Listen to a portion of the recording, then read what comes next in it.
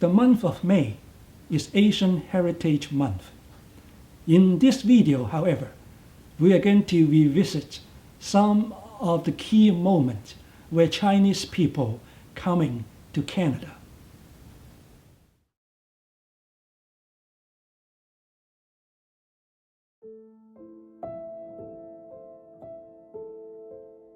Chinese started coming to Canada in 1858.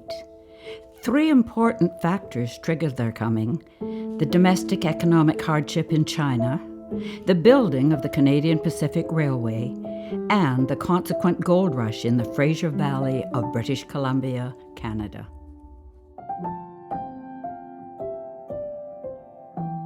Around 1838, China suffered declining productivity in the farming sectors. This troubling fact multiplied when natural disasters such as floods and famines hit. At the time, when Chinese feudal systems were still intact, natural calamities made lives of peasants miserable, as absentee landlords controlled much of the profits. Some southern Chinese thought of venturing abroad to seek a better life. Many coastal provinces in Guangdong and Fujian, due to their proximity to the sea, made it easier for the peasants to emigrate. Around 1884 to 1885, there was an estimate that about 23% of the Chinese in British Columbia originated from Taishan.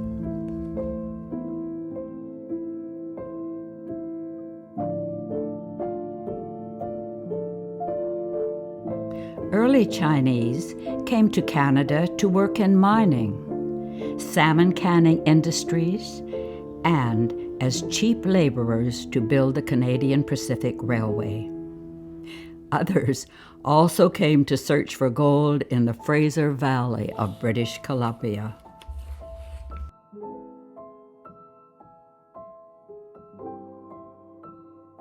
Early Chinese workers lived in small ghettos in Victoria, Vancouver, and Toronto, and some were scattered somewhere in between.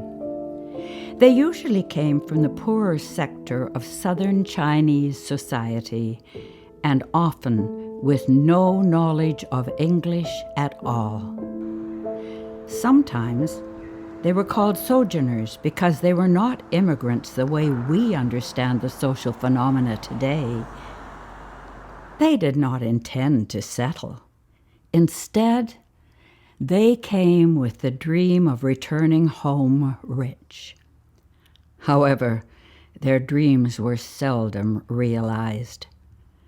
Their financial situations were so precarious that most of them ended up staying as unintended, permanent residents. Chinatowns have become tourist sites in many Canadian cities, but in its early days, like the one in Vancouver, Chinese had to stay within its confined area as appointed by the city.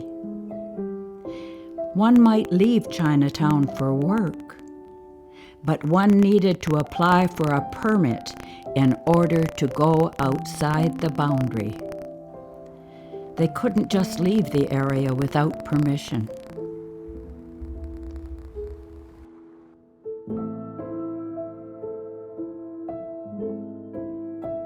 Around 1860, the total of Chinese populations in Vancouver Island and the mainland of British Columbia was about 4,000. But during the heydays of building the Pacific Railway, there were about 16,000 between 1881 and 1884. After the railroad was completed, these Chinese sojourners moved eastward to the prairies, Ontario, and Quebec to look for work. Some opened restaurants, laundries, and developed vegetable farms.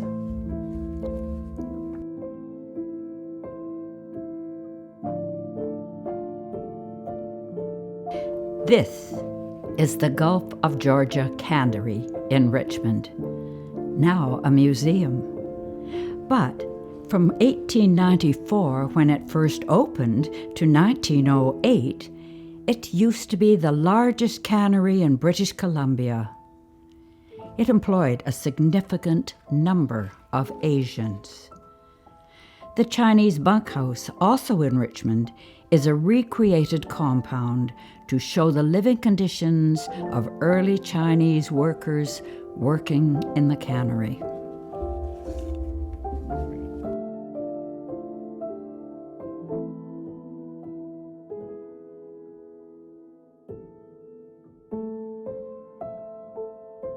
Since Chinese workers would accept lower wages for menial tasks, they were seen as competitors in the struggling job market. When the Canadian economy was stagnant in the early 20th century, agitation against Chinese workers became severe. Among Western industrialists, many depicted Chinese as useful laborers, but undesirable citizens. Anti-Oriental sentiment was high. From 1884 to 1923, the British Columbia legislature passed numerous bills restricting the political and social rights of Chinese. To prevent more Chinese from coming, the federal government imposed a head tax of $50. It was later raised to $500 in 1903. That is roughly about $10,000 in today's money. Seeing that none of these maneuvers worked, the Canadian Immigration Act was passed in 1923 to prevent Orientals from entering Canada. This act was not repealed until 1947. More favorable social conditions began to emerge in 1965 when Canada amended the immigration laws. Immigration acts were actually repealed right after World War II, but it was not until 1965 when a further amendment of the immigration laws allowed expanded influx of family members and relatives. Most of the Chinese immigrants at this time were skilled workers or international students in their prime working years.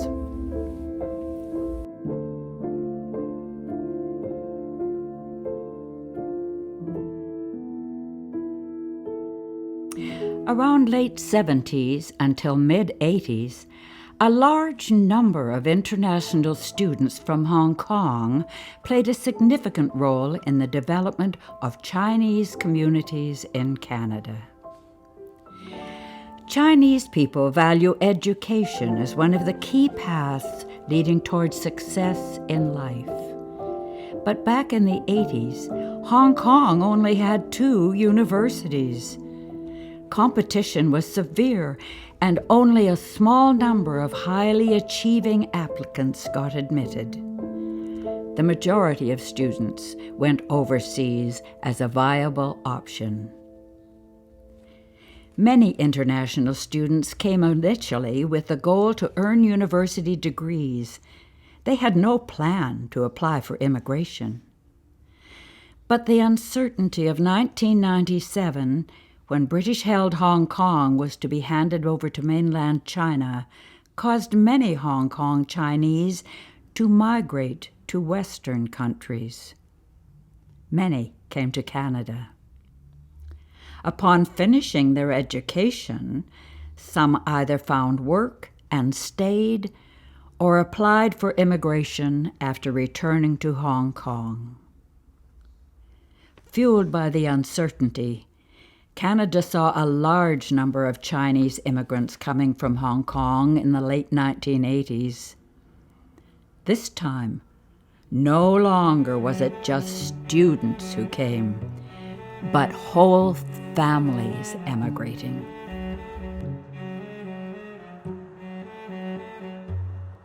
The present Chinatown, established many years ago as a place of commerce and a tourist site for tourists, became less significant for the daily life of these new immigrants.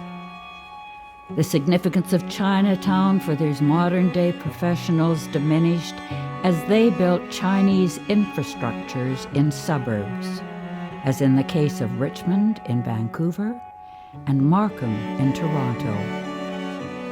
For the past 10 years or more, with the economic boom of mainland China, a significant number of Chinese from China have resettled in Canada.